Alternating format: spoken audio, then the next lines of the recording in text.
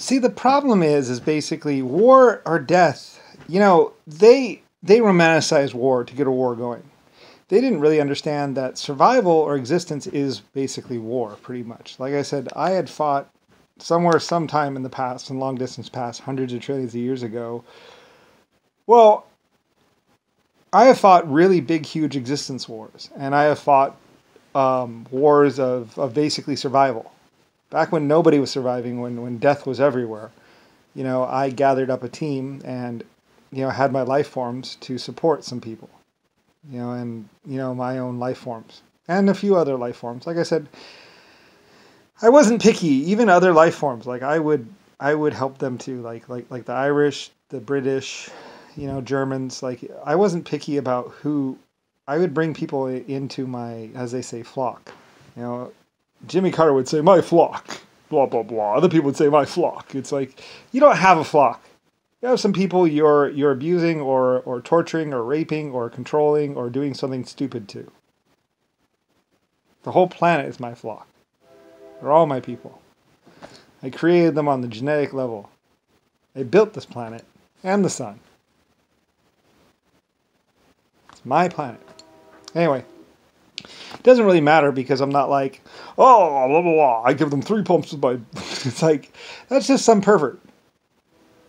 Some pervert picked up an AK when he was like 15 years old and started shooting people. Then decided to bomb a city. Went and killed people at a base, maybe. I don't really know. Got like 15 of his other children warriors and they went and stole some shit. And they blew it. Then they started bombing a city. We fought back and we killed most of his people. It happens. Anyway, whatever. JFK and Nixon and everybody else thought that I would automatically lose. Like America would lose just because, or Germany would lose just because I wasn't around. It's like, well, I have highly trained professional people. And they don't want to die. You attack them, they defend. That's the way it is. That's the way it was. You know, I was very, very, very, very, very, very, very extremely security conscious.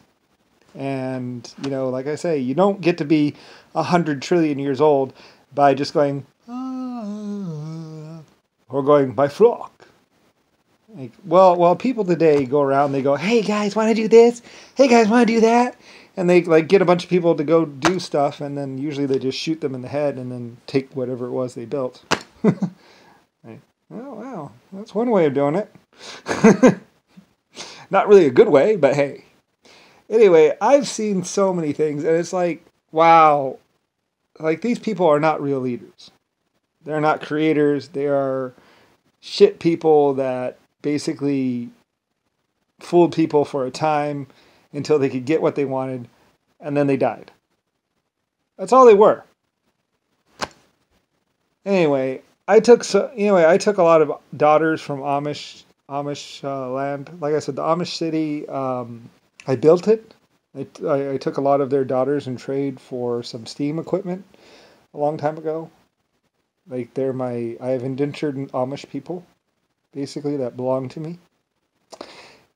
Anyway, while I don't really, I'm not just like they're out there in the world, on the planet somewhere. Probably don't even know that they're basically my people or mine. I mean, I basically kind of freed them, but they still worked at my companies. Like, it was funny, like I say, I was like, okay, you're free now. And they're like, okay, well, we're just going to continue working. Oh, okay. So they just continue working, like I say. Auschwitz was a great place until I basically abandoned it, and I actually closed it. And then what happened was somebody went in there and basically took it over. It became like a drug den, pretty much. And that's when the torture and the horrible stuff happened. But afterwards, like I said, it operated for 150 years until I finally closed it. And then somebody else bought it or just moved in and started living there. And that's when all the rape and killing and everything else was bad. But it wasn't my city anymore. It wasn't my place anymore. All the death and everything else that happened there, that was when some opium people had taken it over, basically. It was just basically an opium sex den, pretty much homeless shelter. And pretty much, like, we shushed all the homeless people out of it, and then they moved back in. And then it's like, well, you know, I mean, they just kept moving back in. It's like until we finally demoed the buildings, and then it's like, all right, now you can't live there anymore. And maybe that was wrong. I mean, I guess I should have left them standing. I think they rebuilt some of it or left some of it standing. You know, just the main buildings, but the other place was bad. Like, it was crime, there was rape, there was, you know, we were having to have to post guards in there, you know, just to make sure that the opium junkies didn't kill each other or whatever, because they're killing each other over the opium. So, you know, and the drugs and stuff, and basically all the bad things that happened to Auschwitz, that was all way, way after I closed it, like 50 years after I closed it. So it wasn't really on me. I mean, like I say, it wasn't my death camp. And even then, I think we kept it clean. I think we went back in there, we cleaned it up, we posted guards, we did a lot of stuff. I mean, I always kept an eye on Auschwitz because it's like my baby. You know, there's a mine on a couple of the locations that there's this ultra deep, really huge, deeply mine that's inside this mountaintop that we covered it up and graded it over. But there used to be a railway that went right up into this mountain, and then down it went way, way down, and we just pushed dirt over it, and I think we poured in a concrete plug, and then we pushed dirt over it and just left it there. Like I said, there aren't any caves on this planet. They're all just mines. My old mines. We mine. And some people said, oh, they must have used slave labor. It's like, no, we use steam equipment. You know, just great big huge steam. We use big steam. You know, these great big, basically like you pull this one of those big trains. They would pull them up next to them and put a steam shunt into it, and punk, and we'd run it right down into an auger. You get really hot in there too. Anyway, steam and stuff, I don't think it really, you can still breathe with steam around and all that. Anyway, so it get really wet though. Anyway, lots of mining and drilling and all that other stuff, and mostly we did it a lot in the colder climates and places, like in the snow. Worked great in the snow. Anyway though, lots of steam equipment and stuff. And also steam works really good at high altitude. Like really good, like when you get up high in the higher mountains and stuff, and you start doing steam's like ultra.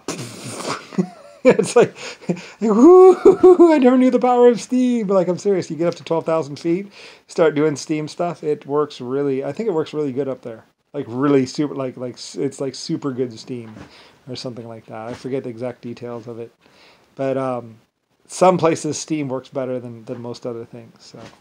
I forget. I mean, it was a long time ago. It was like hundreds of years ago or thousands of years ago. We were doing high altitude steam, and it was like, and I think it worked really good. I forget if it worked good or not, or worked. I think it worked really good. I think it worked better than electricity. Like when you get up high, it's almost better to use steam than it is electricity. There's this point where it's like, let's go steam because it's better. It's cold up here, and you know, and the steam just works better than electricity. So they use steam at higher altitudes than they do lower altitudes.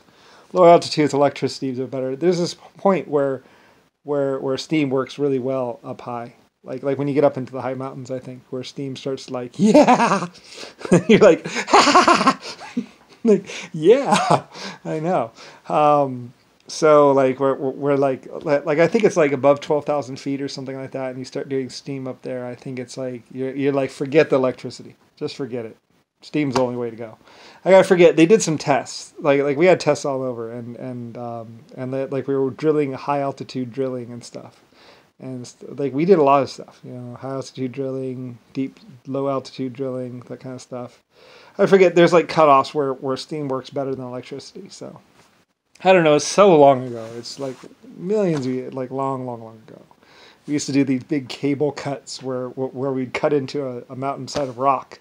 And then, like, that's how all the stone buildings were built. We'd just run a line, run a cable, and then